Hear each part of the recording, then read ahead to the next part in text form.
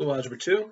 This video is a refresher video that goes along with the remediation worksheet for the Unit 5 exam, Section 4. And there's a couple of worksheets that go along with that section. This one's going to deal with, or there's one worksheet, couple of videos, I'm sorry. This one dealing with geometric applications of solving quadratic equations. So in this case, you might be given a rectangle. Okay, and this is going to be in our example here, and hopefully this will refresh your memory on how to solve these. So let's say this side is x, and it tells you that this side is 8 units longer, or x plus 8.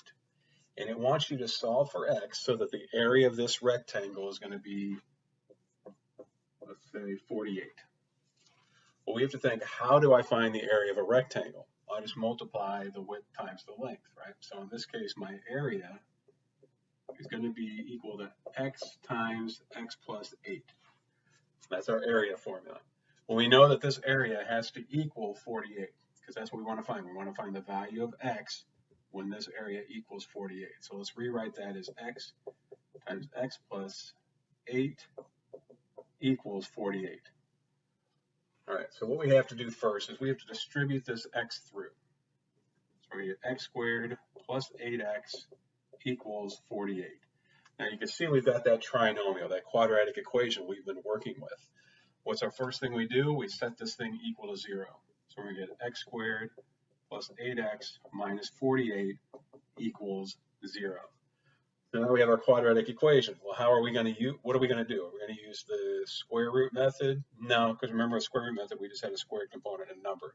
We've got that middle term hanging out there. We can factor, or we can use the quadratic formula. And either one of those ways will work. So the first thing I'm going to do is I'm going to try to factor this first. So if I have x squared plus 8x minus 48, remember what we did when we were factoring, when we had a lead coefficient of 1, like we have here, we used a diamond problem. So we have negative 48 on the top and 8 on the bottom. We wanted to come up with two numbers, and we multiply them together, give us negative 48. Then when we add them together, give us 8. So let's start looking at those factor pairs. 48, we're going to have 1 and, it's negative 41 and negative 48, or negative 1 and 48. How about 2? 2 goes in, that'd be negative 24 and 2, or negative 2 and a positive 24. Does 3 divide into 48? Sure does, because our digits add up to a multiple of 3. So we'll have 3 and 16, so negative 3 and 16, or 3 and negative 16. I've run out of room, so I'm going to write below here. How about 4? Does 4 go into it? It sure does. So we'll get 4 and negative 12, or negative 4 and 12. I think I would stop right here. If I look at negative 4 and 12, if I multiply those two numbers together, I do get negative 48. If I add them together, I get a positive 8. That's what I wanted. So my numbers are negative 4 and positive 12. So let me erase my factor pairs here. So when I'm factoring this equation right here, I'm going to get x minus 4 and x plus 12. Those all equal 0. So I need to set each one of these parentheses equal to 0. So I get x minus 4 equals 0, or I get x plus 12 equals 0. Over here, my x would equal 4, because I need to add 4 to each side. Over here, my x would equal negative 12. Well, which one is it? Which one am I going to pick? Well, can I have a rectangle where this side is negative 12 units long? No. Length is a positive measurement. So we're going to have x equals 4. So in this case, x would equal 4.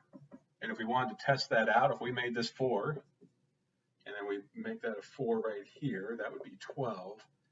If we do 4 times 12, sure enough, we get 48. So our answer to this one would be x equals 4. So if that refreshes your memory on how to use the quadratic equation solving strategies that we've been working on in solving a geometric problem. So this goes along again with the Unit 5, Section 4 remediation worksheet. Complete those successfully, email me your work. That'll earn you the right to retake that section of the exam. So if you have any questions, please email me.